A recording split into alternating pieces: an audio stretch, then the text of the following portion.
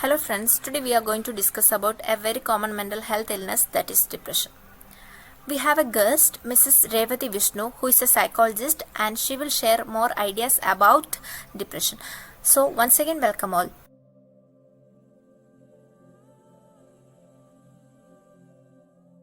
To answer the question of what is depression, I think it is important for us to understand what is not depression. Depression is said to be the leading cause of disability in the world. So even after being such common condition, we fail to understand and identify this disorder. One reason can be the social stigma attached to mental illness in our society. I think the main reason is we fail to differentiate between having depression and feeling depressed. So everyone feels a little down or depressed from time to time in their life due to various reasons like losing a loved one, failing in an exam, and sometimes you don't need any reasons to be sad. You feel sad just like that. But when the circumstances changes, these feelings of sadness also disappear. But that is not the case when you have depression. You feel sad without any reason, and these feelings of sadness doesn't go away.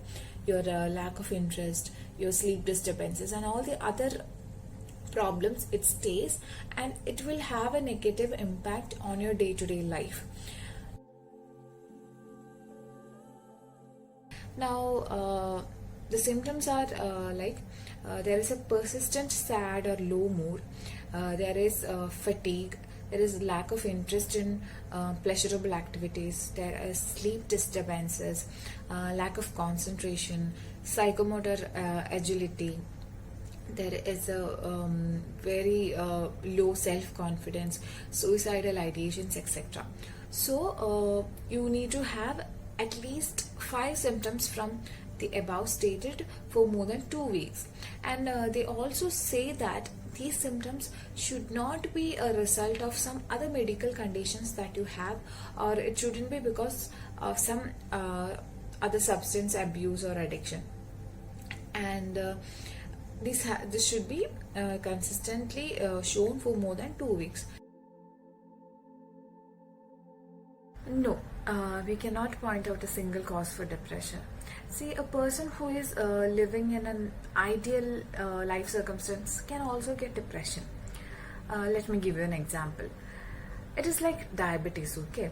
Some people have, risk of getting diabetes because of the genetics. It runs in their families. And some people gets diabetes because of their lifestyle, right? But some people, they will not have any family history of diabetes, and their lifestyle will also be a very good lifestyle, but even after that they might get diabetes. So it is like that. You cannot say a particular reason for getting depression, but yes, scientists have listed out some causes or some risk factors for you to get depression. First one is biochemistry. It deals with the functioning of brain and hormones. So if there are any imbalances in the chemicals in our brain or neurotransmitters, and if the hormones, the 3 main hormones that is related to our positive emotions are norepinephrine, dopamine, and serotonin. So if there are any imbalances in the secretion of these hormones, it can cause depression. Then comes genetics.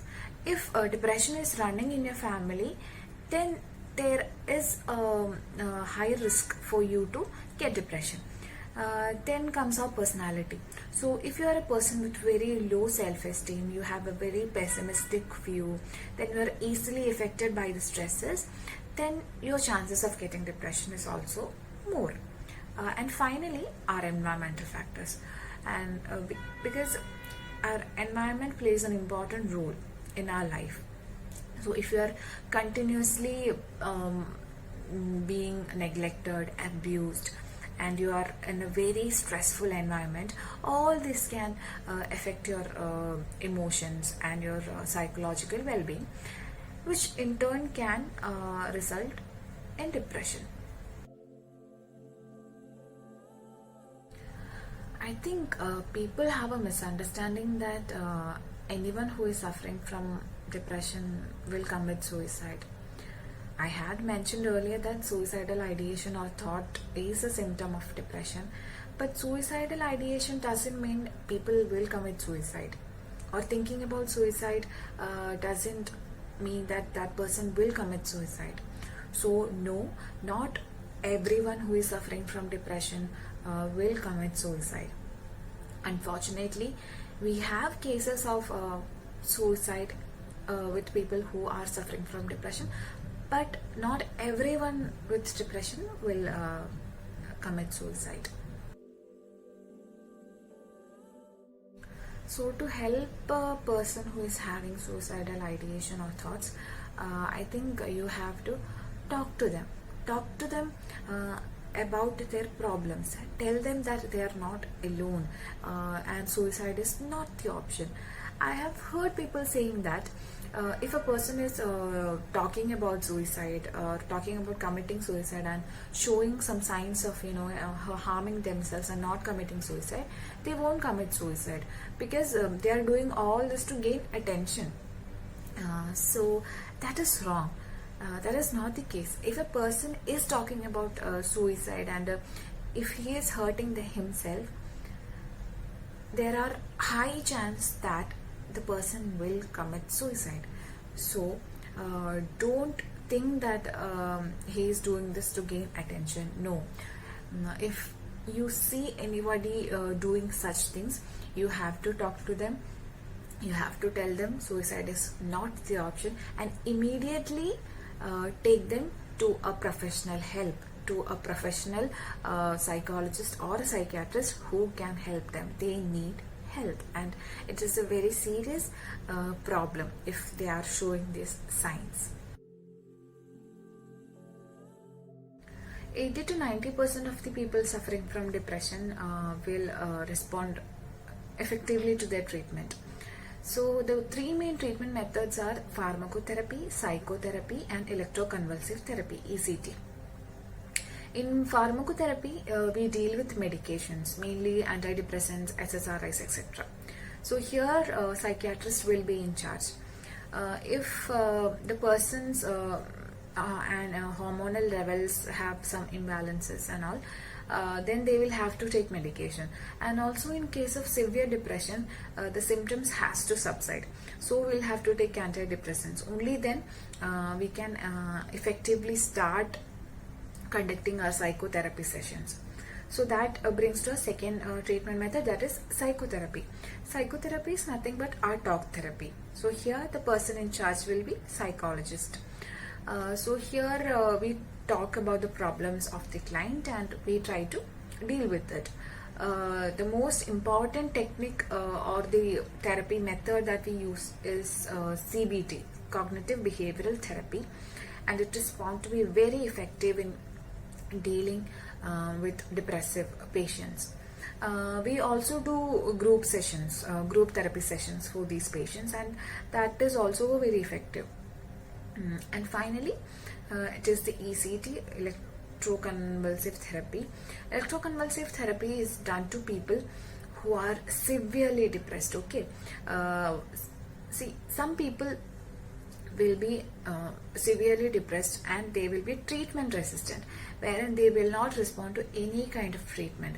So in such cases, we use ECT, wherein we electrically stimulate their brain to activate their brain functioning levels. So this is used very rarely, and it has to be used only under professional guidance. There has to be a psychiatrist and an anesthetist, etc. So these are the three important treatment methods that we use widely to treat depression. Yes, absolutely. If there are mild symptoms and if you are able to identify them early, you can self-regulate to these symptoms and cope with it. So whenever I talk about proper diet and a quality sleep routine, people neglect it. People does not take it seriously, but having a proper diet and quality sleep will have a positive effect on your mental health. And exercising regularly will help you. Avoiding alcohol, practicing meditation or yoga, anything of that sort. Relaxing exercises will help you in dealing with these milder symptoms of depression by yourself. And also try to be in a positive environment where you are with people who you love, and that will help you in dealing with these disorders or these symptoms effectively. Thank you, ma'am. Thank you for sharing all this information. Hope all of this information will helpful for all of us. And once again, thank you all.